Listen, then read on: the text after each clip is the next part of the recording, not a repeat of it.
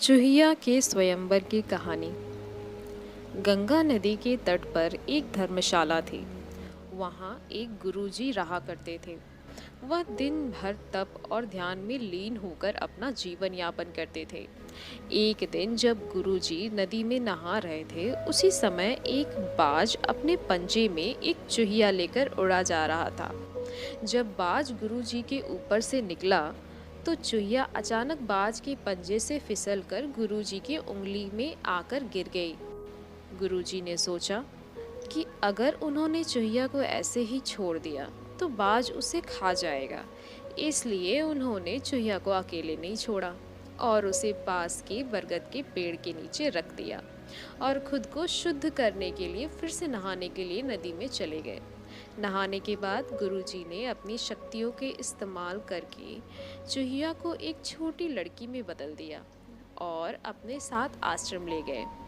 गुरुजी ने आश्रम पहुंचकर सारी बात अपनी पत्नी को बताई और कहा कि हमारी कोई संतान नहीं, इसलिए इसे ईश्वर का वरदान समझकर स्वीकार करो और इसका अच्छे से लालन पालन करो। फिर उस लड़की ने स्वयं गुरुजी की देखरेख में धर्मशाला में पढ़ना लिखना शुरू कर दिया। लड़की पढ़ने में बहुत होशियार थी। यह देखकर गुरुजी और उसकी पत्नी को अपनी बेटी पर बहुत गर्व होता था।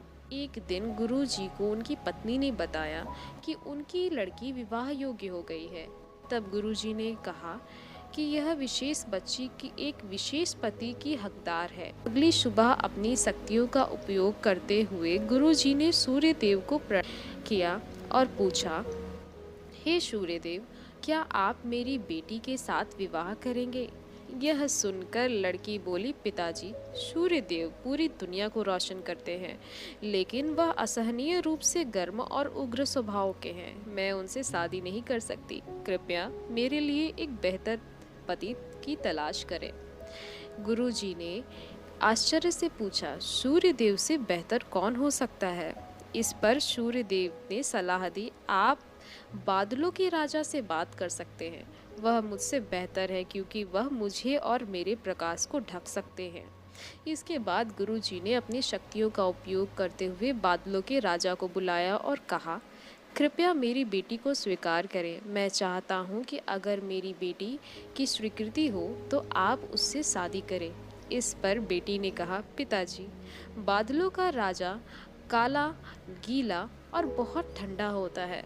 मैं उससे शादी नहीं कर सकती। कृपया मेरे लिए एक बेहतर पति की तलाश करें। गुरुजी ने फिर आश्चर्य में पूछा, भला बादलों के राजा से बेहतर कौन हो सकता है? बादलों के राजा ने सलाह दी, गुरुजी, आप हवाओं के भगवान वायुदेव से बात करें। वह मुझसे बेहतर है क्योंकि वह मुझे कहीं भी उड़ा ले जा सकते हैं। इसके बाद गुरुजी ने फिर से अपनी शक्तियों का उपयोग करते हुए वायुदेव को बुलाया और कहा, कृपया मेरी बेटी के साथ विवाह स्वीकार करें अगर वह आपको चुनती है तो। लेकिन बेटी ने वायुदेव से भी विवाह करने से इनकार कर दिया। पिताजी, वायुदेव बहुत तेज है, वह अपनी दिशा बदलते रहते हैं। मैं उनसे शादी नहीं कर सकती। कृपया मेरे लिए बेहतर पति की तलाश करें। गुरुजी फिर सोचने लगे, वायुदेव से बेहतर कौन हो सकता है? इस पर वायुदेव ने सलाह दी कि आप पहाड़ों के राजा से इस विषय में बात कर सकते हैं। वह मुझसे बेहतर हैं क्योंकि वह मुझे बहने से रोक सकते हैं। इसके बाद गुरुजी ने अपनी शक्तियों का उपयोग करते हुए पहाड़ों के राजा को बुलाया और कहा, कृपया मेरी बेटी का हाथ स्वीकार करें। मैं चाहता हूं कि अगर वह आपको पसंद करती है तो आप उससे शादी करें। फिर बेटी ने कहा, पिताजी, पहाड़ों के राजा बहुत कठोर होते हैं, वह अचल हैं और मैं उनसे शादी नहीं करना चाहती। कृपया मेरे लिए एक बेहतर पति की तलाश करें। गुरुजी ने सोचा, पहाड़ों के राजा से भी बेहतर कौन हो सकता है? पहाड़ों के राजा ने सलाह दी, गुरुजी, आप चूहे के राजा से बात करके देखिए, वह मुझसे बेहतर है क्योंकि वह मुझ में छेद कर सकते हैं। आखिर में गुरुजी ने अपनी शक्तियों का उपयोग करते हुए चूहे के राजा को बुलाया और कहा, कृपया मेरी बेटी का हाथ स्वीकार करें। मैं चाहता हूँ कि आप उससे शादी करें अगर वह आपसे शादी करना चाहे तो। जब बेटी चूहे के राजा से मिलती है तो वह खुश होकर शादी के लिए राजी हो जाती है। गुरुजी ने अपनी बेटी को एक सुंदर चूहिया के रूप में वापस बदल दिया।